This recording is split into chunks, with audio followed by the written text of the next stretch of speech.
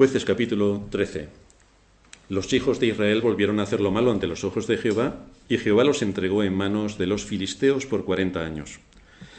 Y había un hombre de Zora, de la tribu de Dan, el cual se llamaba Manoa, y su mujer era estéril, y nunca había tenido hijos. A esta mujer apareció el ángel de Jehová, y le dijo: He aquí que tú eres estéril, y nunca has tenido hijos, pero concebirás y darás a luz un hijo. Ahora pues no bebas vino ni sidra ni comas cosa inmunda, pues he aquí que concebirás y darás a luz un hijo, y navaja no pasará sobre su cabeza, porque el niño será nazareo a Dios desde su nacimiento, y él comenzará a salvar a Israel de mano de los filisteos. Diferenciamos los nazareos de los nazarenos, que no tienen nada que ver. Un nazareno es de Nazaret, un nazareo es otra cosa. Ya lo veremos en siguientes sermones.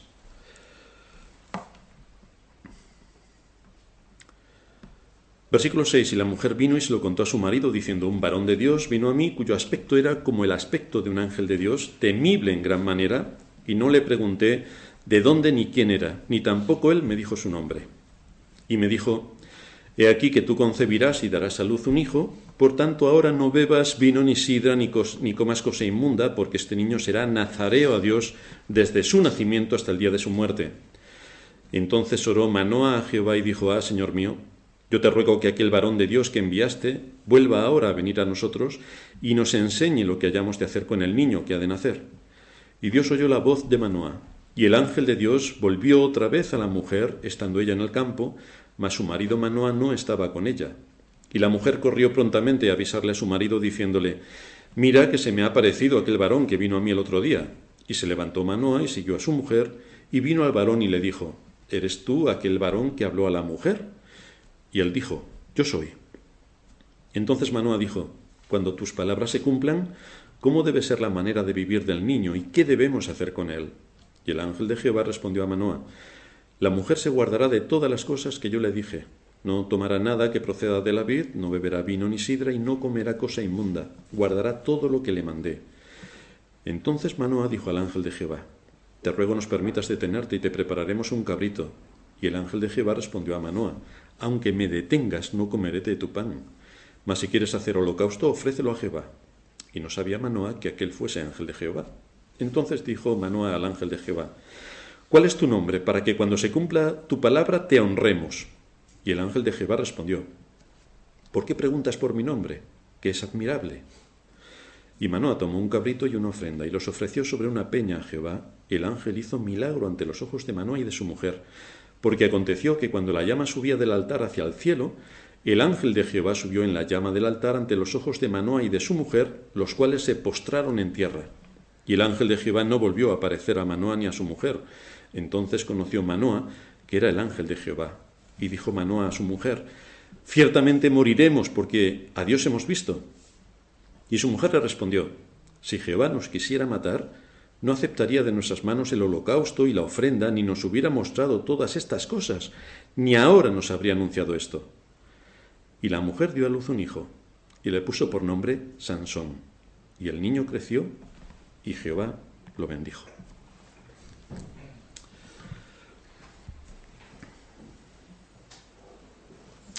Como ha ocurrido a lo largo de toda la historia humana, el alcance del pecado que cometió Adán corrompió su naturaleza y transmitió esa corrupción de su naturaleza a toda su descendencia. Ojo, que estamos hablando corrupción de la naturaleza. Lo que nosotros somos ya viene corrompido. No tenemos que hacer nada para ser corruptos. Ya lo somos. La idea católico-romana de que cuando un niño nace, porque es niño, no es pecador, y tenemos que esperar una cierta especie de tiempo para ver si comete algún pecado y entonces ya es pecador, es completamente ajena a las Escrituras. El ser humano viene corrompido, nace corrompido, porque su naturaleza está corrupta. Adán pecó, y desde el momento en el que Adán peca, todo lo que viene detrás de Adán está corrupto. De manera que no podemos admitir la enseñanza de la Iglesia Católica Romana, que se ha introducido mucho en las iglesias evangélicas, de que los niños, porque son niños, todos van al cielo. Eso es completamente falso, porque los niños también necesitan de Cristo. Dios sabrá cómo salva a los niños que no tienen conocimiento, o los niños que son abortados por sus padres, o los niños que tienen síndrome de Down, o muchas otras personas que están con unas deficiencias y taras mentales. Dios sabrá cómo los salva. Ahora, por tener taras mentales no eres salvo. Y por ser un bebé en el seno materno no eres salvo. Por esa condición no eres salvo. Eres salvo porque Dios te impute por medio de Cristo su justicia, y entonces eres salvo. Y eso es una obra de Dios que a quien Dios quiere lo lleva a cabo. Así que no depende del que corre, ni del que quiere, ni del que va, ni del que viene. Depende de Dios y de quien Dios tenga misericordia. Así que de la misma manera que ocurre en nuestro estado natural, que en un momento de nuestra historia Dios nos llama y nos salva, y lo hace únicamente por medio de su Espíritu, que es el que trae a la vida lo que estaba muerto, así también ocurre con los bebés. Y así también ocurre con todos a quienes Dios llama y a quienes Dios salva. Por lo tanto, la naturaleza del ser humano está corrompida. No hay nadie que venga a este mundo que no necesite a Cristo para ser salvo. No hay nadie que necesite pecar para estar condenado, porque por nuestra naturaleza ya estamos condenados. Estamos corrompidos completamente. Sin la gracia de Dios operando en nosotros no podemos hacer nada. Sin la obra increíble del Espíritu Santo que trae a la vida lo que estaba muerto, no hay nada que podamos hacer. Desde que Adán pecó, nuestro cuerpo está sometido a las enfermedades y a la muerte. Nuestra mente está entenebrecida, de manera que no puede pensar lógicamente. Y nuestro espíritu murió en aquel mismo día, de manera que es imposible para nosotros, es imposible, como seres humanos caídos, acercarnos a Dios y decir, yo quiero amar a Dios. En nuestra condición natural eso es imposible. Dice la Escritura que hay una carencia patológica en nosotros que nos impide acercarnos a Dios. Somos sus enemigos. Tal es el nivel en el que afectó la caída, que ese odio patológico se demuestra en todas las áreas en las que el ser humano se mueve. La primera es derribar a Dios de su papel creador. La primera. ¿Cómo es eso que Dios creó el cielo y la tierra por medio de su palabra en 6 días? Preguntádselo a los evangélicos. Y os empezarán a decir, no eran 6 días, eran periodos, como un día es 1000 años, pueden ser 6000 años, y por lo tanto, como son los periodos todavía mucho más grandes, podemos irnos a la época cuaternaria, a la terciaria, pero la Biblia dice que Dios hizo el mundo en 6 días. Si alguien tiene duda, cuando se va a los mandamientos, acuérdate del día de reposo para santificarlo, porque en 6 días hizo Jehová los cielos y la tierra. Ahí lo vuelve a ratificar. ¿Cuánto tiempo tardó Dios en hacer los cielos y la tierra? 6 días. De manera que el ser humano, para acabar con Dios, lo primero que hace es quitarle su papel creador.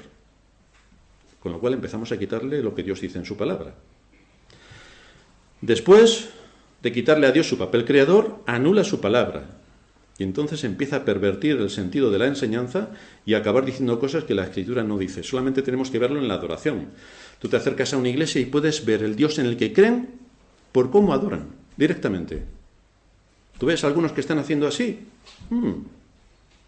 Si Dios es espíritu, y a Dios se le adora en espíritu y en verdad. En verdad no es hacer así, ¿no?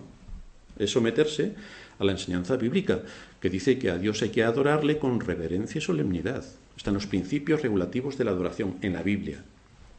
Llegamos a la Iglesia Católica Romana, llena de ídolos, pero la Biblia dice que Dios es espíritu. Tú no lo ves. Tú no puedes hacer una representación gráfica de Dios porque no sabes cómo es espíritu. De manera que cuando uno ve en una iglesia católica todo lleno de ídolos, ya sabe a quién adoran.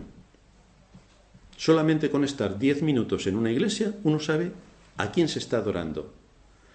Una falsa adoración es fruto de una falsa predicación.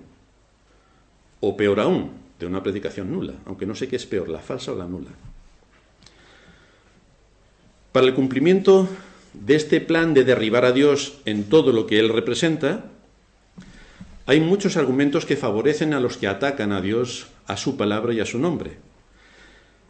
Y esto, hay argumentos que le favorecen desde las falsas iglesias, que están en la iglesia de Roma, que es idólatra por completo, y en las falsas iglesias que se llaman evangélicas, donde el culto a Dios es una caricatura grotesca, donde no hay que tener una fe lógica, sino una fe ilógica para adorar a Dios. Es decir, hay que hacer algo casi supersticioso o casi idolátrico. Superstición en los momentos actuales en el mundo de la Iglesia evangélica, idolátrico en el mundo de la Iglesia de Roma. Por lo tanto, una mente relativamente instruida no le es muy difícil argumentar contra ese tipo de creencias que están muertas antes de ser expuestas, porque son ilógicas en todos los campos. Defender la verdad con rigor es algo que la gente no quiere oír. La gente no quiere oír la verdad. No quiere oír la verdad. Por eso las iglesias reformadas en general son pequeñas. La gente no quiere oír la verdad. En general el ser humano prefiere la mentira. Le es más cómodo para su vida la mentira. Le es más cómodo para su vida y para sus intereses. No en vano Satanás es llamado el padre de la mentira, y esa es la razón por la que todos aquellos a quienes Dios en su propósito eterno no ha llamado a la salvación son hijos de su padre el diablo, y los deseos de su padre quieren hacer, los deseos de la carne, lo que a mí me apetece, mis intereses, mi, y luego yo, y se acabó. Esa es toda la historia. Si la tabla de los 10 mandamientos se resume en 2, amarás a tu prójimo como a ti mismo, primeros 4 mandamientos. Amarás a Dios sobre todas las cosas, primeros 4 mandamientos, y amarás a tu prójimo como a ti mismo, los últimos 6 mandamientos. La evidencia real del mundo en el que vivimos es que el ser humano aborrece a Dios con todas sus fuerzas. Es algo patológico, no quiere ni oír hablar de Él. Y cuando toca el tema de Dios lo pervierte. Y en líneas generales, aunque todo el mundo se cree muy bueno, en líneas generales el ser humano aborrece a su prójimo, lo aborrece por completo. ¿Queréis una demostración? Subíos al coche, al volante y poneos a conducir. Veréis el amor que hay conduciendo. Por favor, pasa. Por favor, tú primero. Veréis. Por otra parte, una de las evidencias más palpables de que el ser humano se ama a sí mismo, es egoísta y es orgulloso, lo tenemos en el propio hogar, cuando podemos ver la tensión que se origina porque la otra parte no hace lo que uno quiere que haga la otra parte. Está esa condición de la caída impidiendo todo camino en orden, tensión completa. En todos los lugares donde nos movamos hay tensión. Hay tensión en el gobierno, hay tensión entre los ciudadanos, hay tensión en la iglesia, por supuesto hay tensión en la familia, hay tensión entre los padres con los hijos y los hijos con los padres, hay tensión por todos sitios. Estas son las consecuencias del pecado, cómo afectan a toda la estructura del ser humano, sea donde sea en la que se mueva, sea donde sea. Las personas se creen que son buenas porque le dan 50 céntimos al que está pidiendo en la calle. ¡Buah!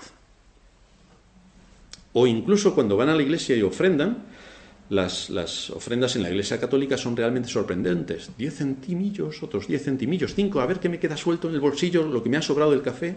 Lo triste es que en las iglesias evangélicas también ocurre. ¿Qué es lo que me sobra? Y eso es lo que se da. Ellos entienden que son buenos por estas cosas que hacen. Claro, no atracan un banco a mano armada. Y le perdonan la vida al vecino. Entonces, aparte de ahí, ya la gente se considera buena. Otros proclaman grandes causas sociales.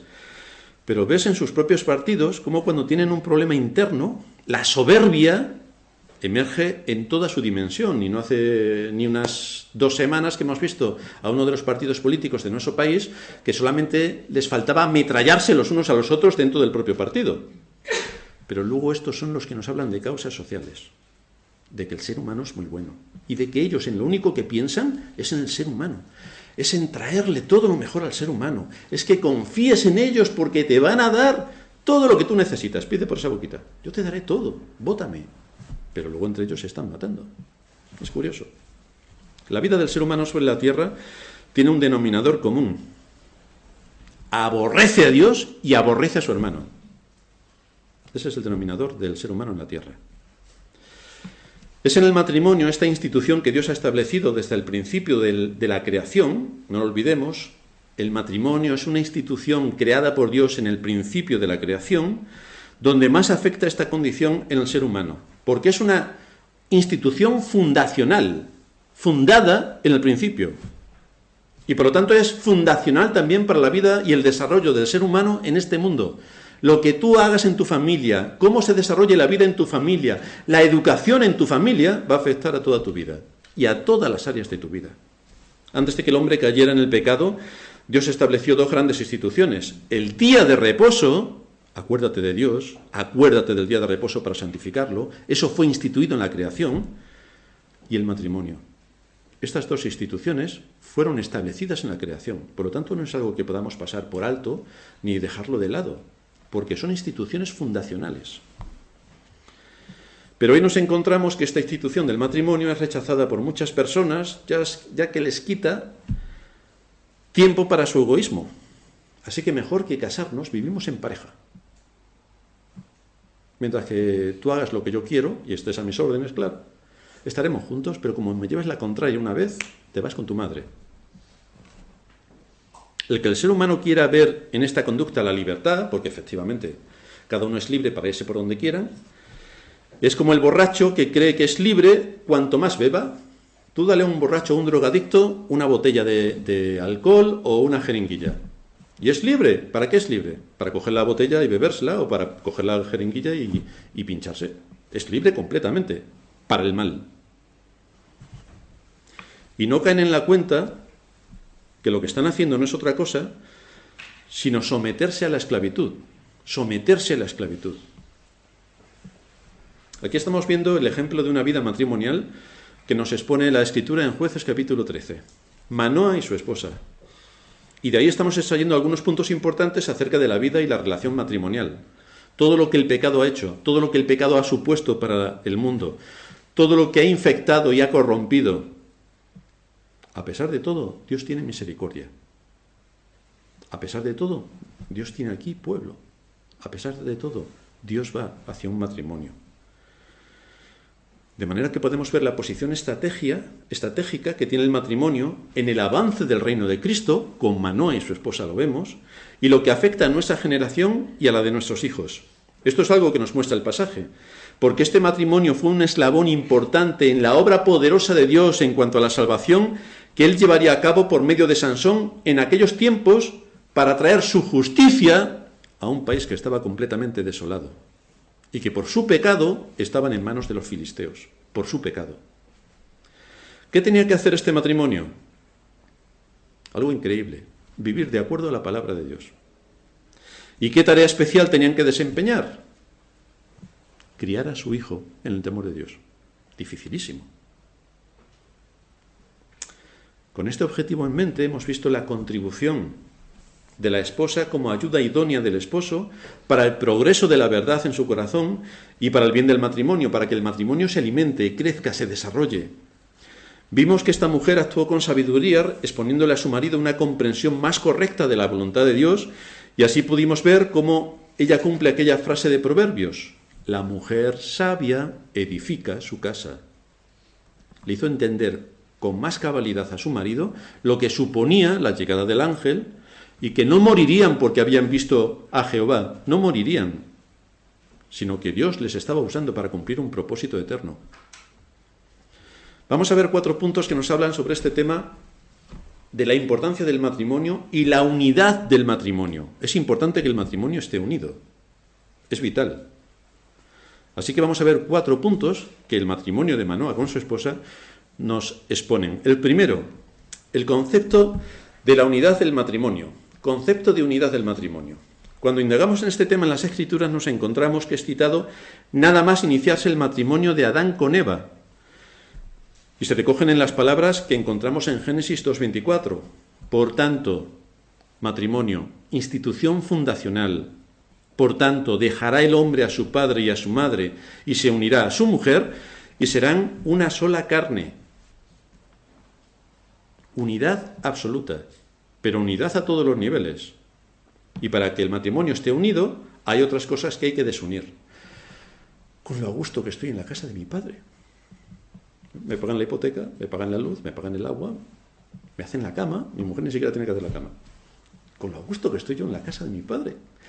45 años y el chico en la casa de su padre. Con su mujer. Esto es un mandato fundacional. Aquellos que se van a casar, que van a unir sus vidas, necesitan un contexto fuera del ámbito materno y paterno para desarrollarse. Necesitan estar fuera, para asumir responsabilidades, para enfrentarse a la vida, para madurar, para ejercitarse, para capacitarse. Necesitan estar fuera del ámbito de mamá y de papá. Fuera, por completo.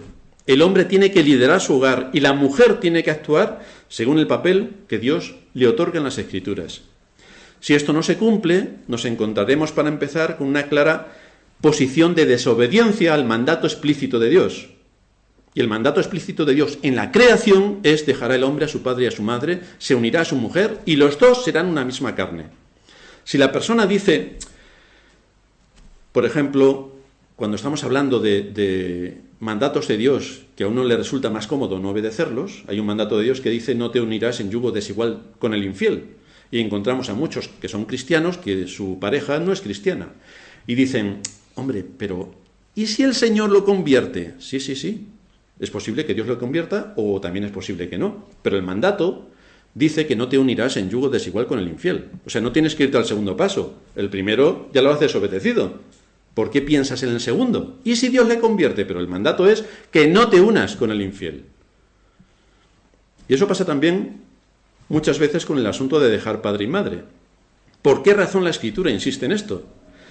No es solo un asunto que Dios establece en la creación, sino que nuestro Señor ratifica en sus discusiones con los fariseos. Mateo 19:4. Habla el Señor: ¿no habéis leído que el que los hizo al principio, varón y hembra, los hizo? Y dijo: por esto el hombre dejará padre y madre y se unirá a su mujer, y los dos serán una sola carne. De manera que lo que el Dios estableció en Edén, el Señor en su enseñanza acerca del matrimonio lo ratifica. Pero no solamente lo ratifica el Señor, el apóstol Pablo en su enseñanza a las iglesias, en Efesios capítulo 5, a partir del versículo 29, vuelve a tocar el tema. Porque nadie aborreció jamás a su propia carne, sino que la sustenta y la cuida, como también Cristo a la iglesia, porque somos miembros de su cuerpo, de su carne y de sus huesos. Por esto dejará el hombre a su padre y a su madre, y se unirá a su mujer, y los dos serán una sola carne. Dios lo establece en la creación, Cristo lo ratifica, el apóstol Pablo lo enseña a las iglesias. ¿A alguien le queda duda? Esta unidad es a nivel físico, es a nivel mental y es a nivel espiritual. Esta es la unidad. Muchos piensan que es una unidad sexual y se acabó. Claro, cuando se acaba la complicidad sexual, después de los 6 primeros meses, ¿y ahora qué hacemos? Esto es un error garrafal. Es una unidad física, mental y espiritual. Una unidad en la que van a tomar decisiones conjuntas, en que van a plantear su vida en común, donde van a compartir sus experiencias, sus anhelos, sus frustraciones, sus caídas, en definitiva su vida. Vamos a compartir nuestra vida con nuestro cónyuge. Al ser humano, como decía antes, le gustaría estar en casa de su papá. Así no sería responsable de nada, porque estaría acobijado bajo la autoridad y protección paterna. Si se queda sin trabajo, siempre va a tener donde comer.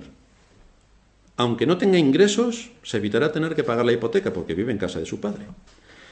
No va a tener que pagar la luz, ni el agua, y todo lo que eso conlleva. Esto es una gran ventaja.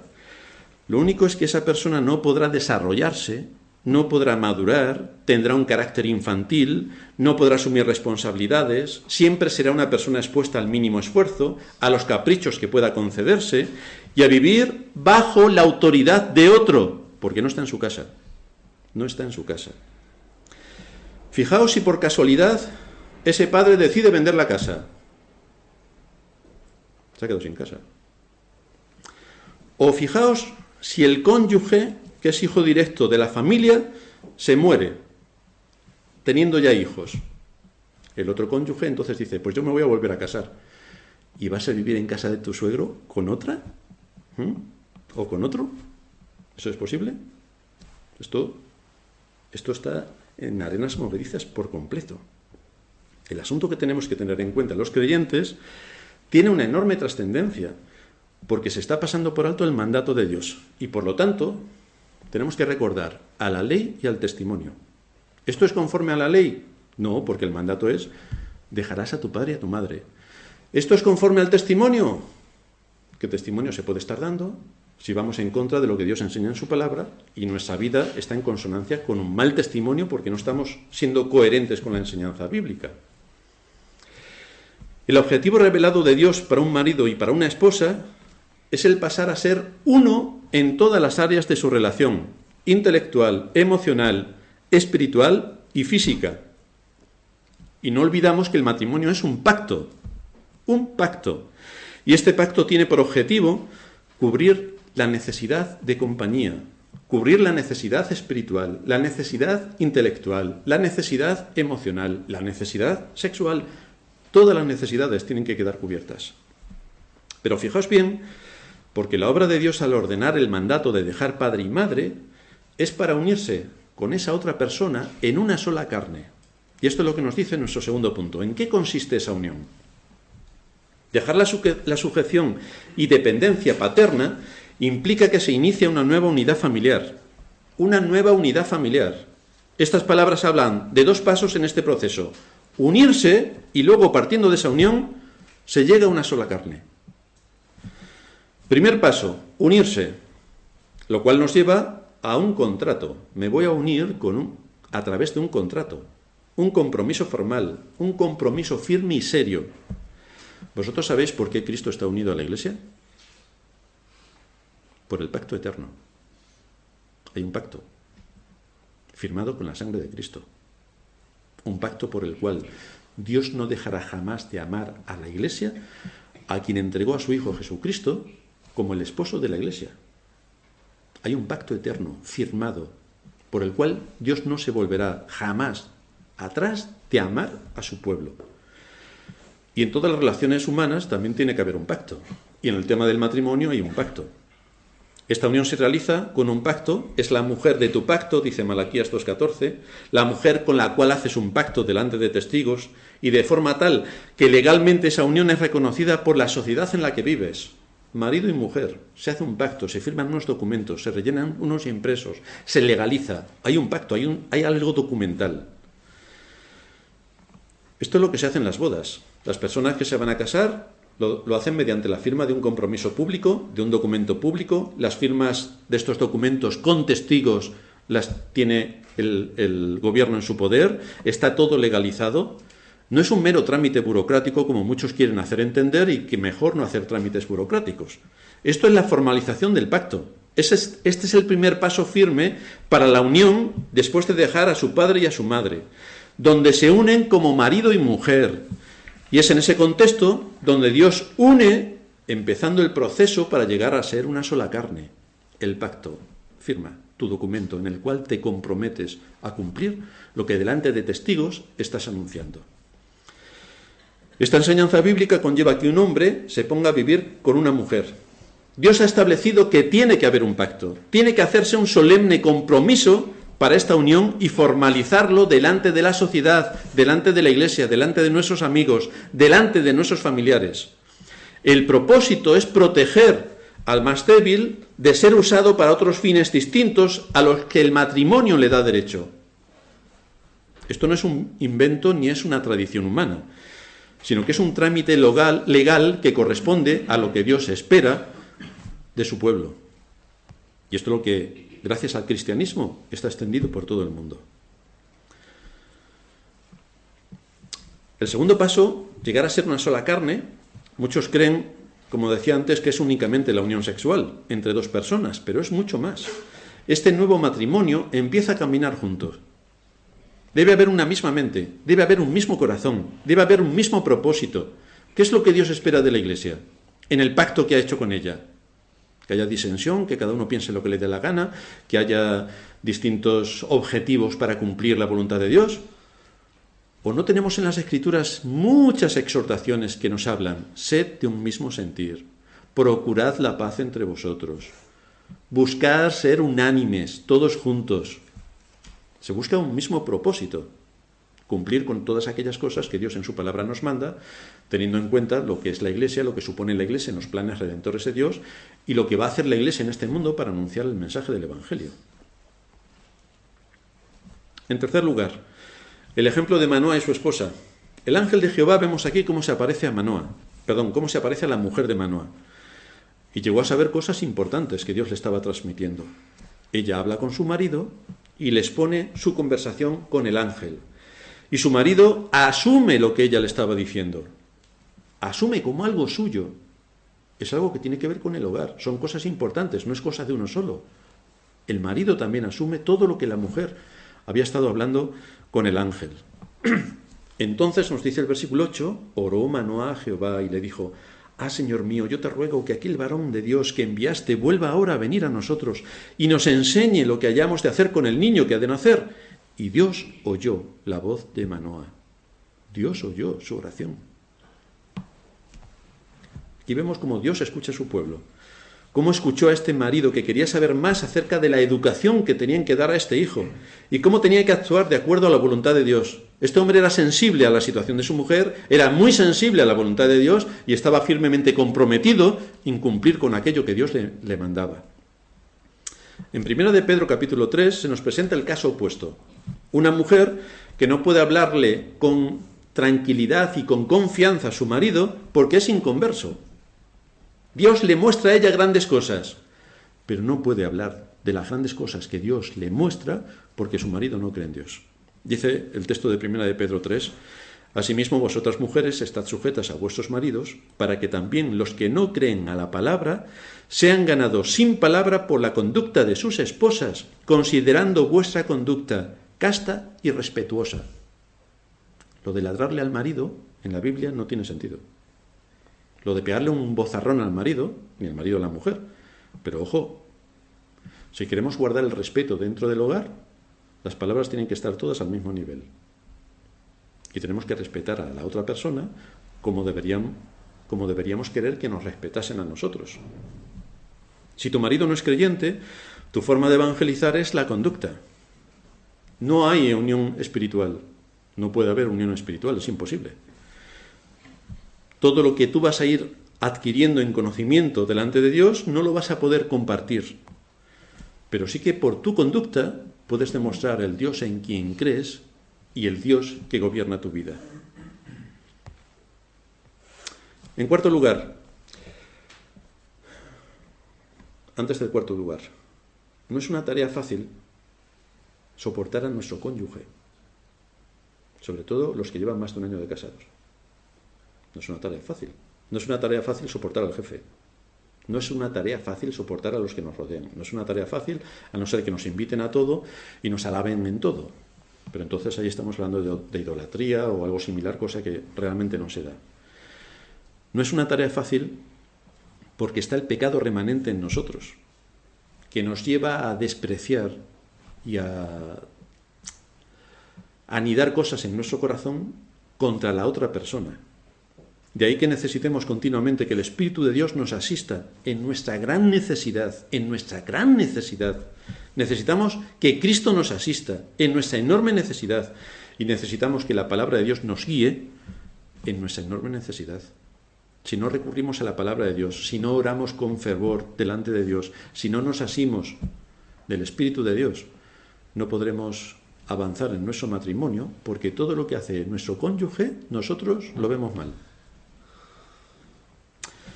En cuarto lugar, ¿cuáles son los obstáculos y remedios para aproximarnos a ser una sola carne? Vamos a considerar dos grandes obstáculos para la unidad en el matrimonio y un remedio. El primero de los obstáculos, dice Pablo, los designios de la carne son enemistad contra Dios. Cuando nosotros nos dejamos guiar por nuestros impulsos, por nuestros deseos, por nuestras pasiones, a todos los niveles, en el matrimonio más acentuado. Aquí debemos prestar mucha atención si queremos vivir honrando a Dios en medio de nuestro matrimonio. Ojo, no es cualquier cosa, es la más importante. Honrar a Dios en medio de nuestro matrimonio. Esto no es fácil y necesitamos todos los recursos de la gracia de Dios para avanzar, todos. Cuando una de las dos partes no asume lo que Dios demanda de aquellos que están casados, que es la unidad entre ambos, es el respeto, es el amor y es el trabajar por quitar todo lo que en el camino va saliendo, eso implica, cuando eso no funciona, es que algo en tu corazón está mal, porque a lo mejor solamente piensas en tono personal, individual, yo, y no tienes en cuenta todo lo que la otra persona puede querer decir o puede querer aportar o puede o en la situación en la que puede estar. Recuerda que te has casado con quien has querido, nadie te ha obligado, como ocurría en tiempos antiguos en los que no podías hacer otra cosa. E incluso en ese tiempo, Pedro dice, amad a vuestros maridos, que se casaban por imposición, pues amad a vuestros maridos. Pero tú te has casado con quien has querido, y si estás casado, Dios nos dice que debemos trabajar por tener una misma mente, un mismo corazón. Debemos trabajar. Esta es otra palabra que nunca aparece en la Biblia, y que la gente lo da por supuesto. Pero es que hay que cultivar, ya hablamos la semana pasada de lo que implicaba cultivar, es decir, un esfuerzo enorme para sacar adelante un proyecto. Debemos cultivar nuestra relación con nuestro cónyuge, y eso requiere mucho esfuerzo, requiere mucho tiempo, requiere mucha paciencia y requiere de la gracia de Dios. La segunda gran oposición que nos encontramos es el pecado. A nivel general, uno de los logros del pecado es la separación. El pecado separó al hombre de su creador. El pecado puso una distancia entre Adán y Eva.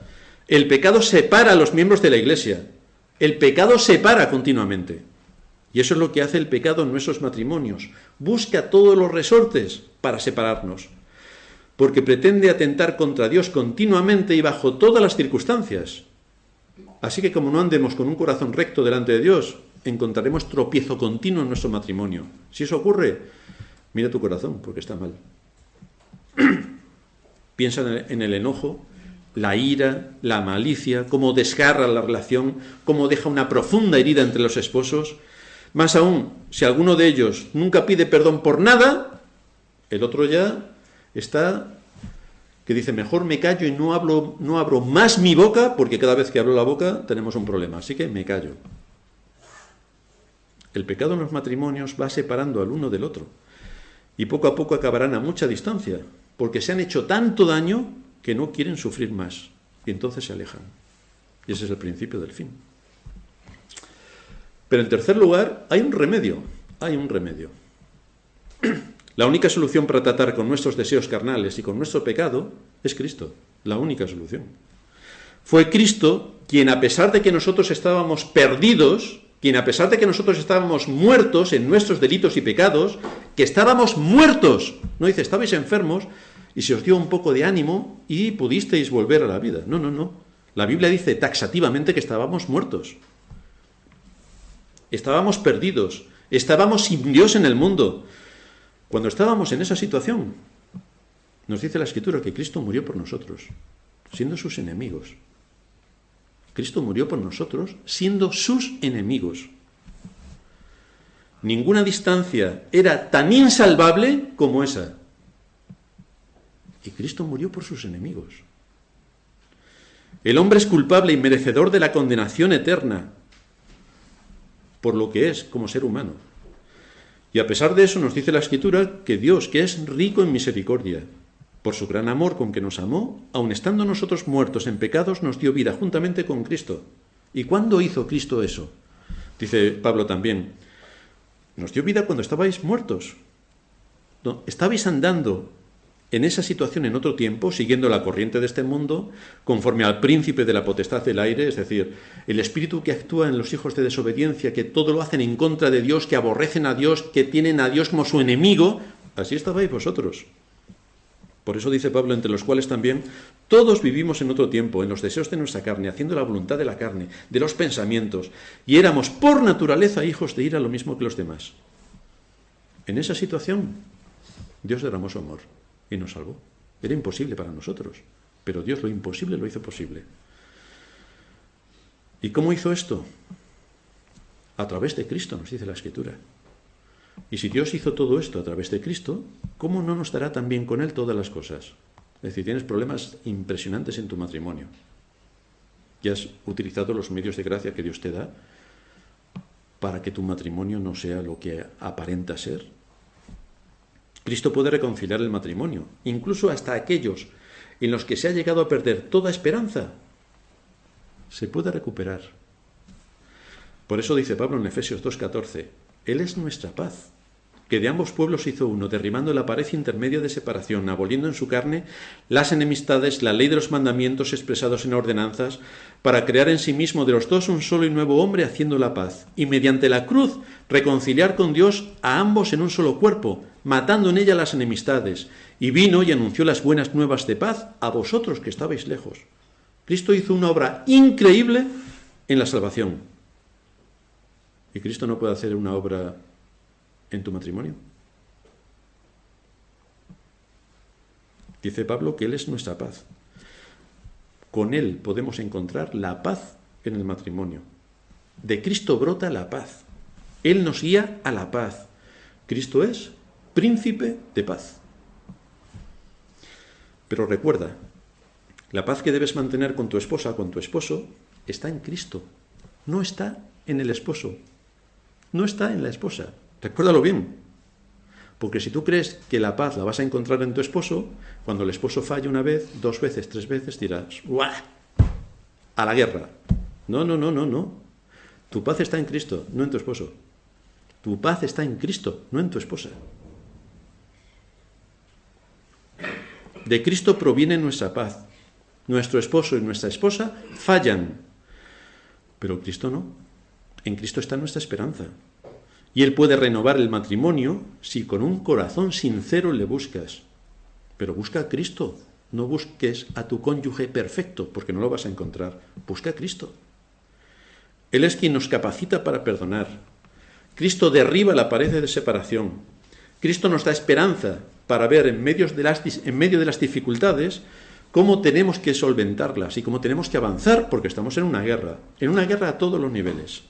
Cristo es quien puede matar las enemistades, dándonos un corazón perdonador, paciente y sufrido. ¿O no es esto algo que los cristianos debemos ejercitar? Un corazón perdonador, paciente y sufrido. ¿Y dónde lo debemos ejercitar? Con tu esposo y con tu esposa. Por la gracia de Cristo, por su poder, porque Él es nuestra paz, es por lo que tenemos que buscar en nuestro matrimonio ser una sola carne. Es por lo que tenemos que restaurar la comunicación en nuestro matrimonio. Es por el que tenemos que tratar juntos los problemas. Es por lo que tenemos que ayudarnos mutuamente. Es por lo que tenemos que alentarnos unos a otros. Ese es el matrimonio que será útil en las manos de Dios. Y ese es el matrimonio que estará dispuesto para toda buena obra. Cuando en tu matrimonio las cosas funcionen, podrás ser útil en la iglesia. Podrás ser de testimonio a tus hermanos. Y en tu hogar, sin duda, aquellos hijos que Dios en su misericordia te dé, podrán ser también útiles al Señor. Esto es lo que pasó con Manoah y su esposa. Y este es el ejemplo que nos vuelven a dejar. La importancia del matrimonio y de un hogar donde el temor de Dios está sentado, cómo influye en sus hijos y en el entorno donde sus hijos se van a desarrollar. Vamos a terminar en oración.